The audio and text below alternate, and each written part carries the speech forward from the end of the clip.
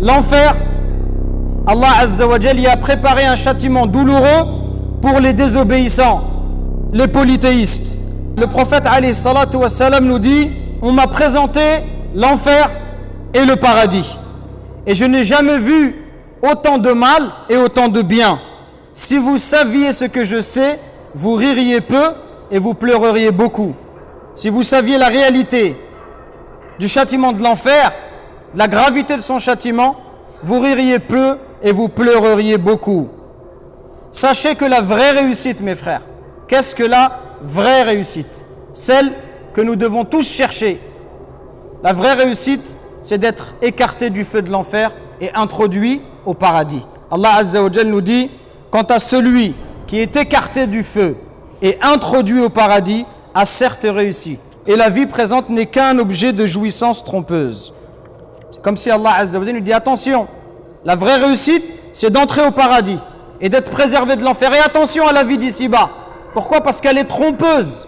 Dans l'éducation de nos enfants, on doit remettre cette priorité.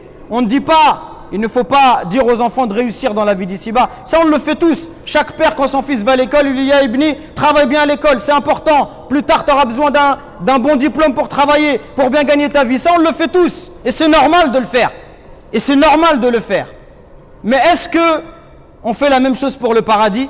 Est-ce que dès le plus jeune âge, on inculque à nos enfants en lui disant: oh Ibni, sois bon dans la rue, aie un bon comportement, parce que ça sera ta clé pour le paradis. Sois gentil, sois généreux, aide les gens, parce qu'Allah il te voit, il t'observe. Est-ce qu'on lui rappelle qu'à chaque instant, Allah Azza wa Jal, il est en train de te regarder?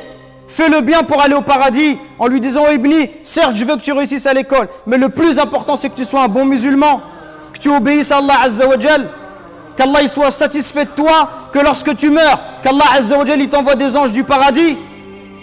Est-ce qu'on a la même volonté et la même motivation pour enseigner à nos enfants l'amour de l'au-delà?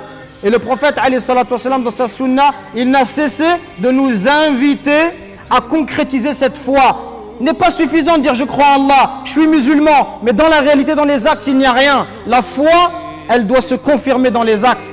Et regardez ce qu'il dit le prophète dans ce hadith, et c'est un exemple qu'on cite, quand il dit: Ya ayyuhan nas, ô vous les gens. Ici le prophète, il vient d'arriver à Médine. C'est la première chose qu'il dit aux gens de Médine. À quoi il invite le prophète? Qu'est-ce que l'islam? C'est comme s'il venait, il présentait l'islam aux gens. Tenez les gens de Médine, vous n'avez jamais vu le prophète, voilà la première chose que je vous dis: Ya ayyuhan nas, afshu salam. Ô vous les gens, répandez la salutation. Salue les gens, salue celui que tu connais, celui que tu ne connais pas. Invoque pour lui la miséricorde d'Allah. Salue-le en étant souriant. Afshu salam. Wa at'imu ta'am. Donnez à manger aux pauvres. Secourez votre prochain. Wa at'imu ta'am. Wasilu al-arham. Et respectez les liens de parenté. Wa sallu bil-layli wan-nasu niyam. Priez la nuit alors que les gens dorment. Tadkhulul jannata bisalam. Vous rentrerez au paradis en toute sécurité. Voilà autant d'actes qui permettent aux croyants, par la miséricorde d'Allah Azza wa Jal, subhanahu wa ta'ala, d'accéder au paradis.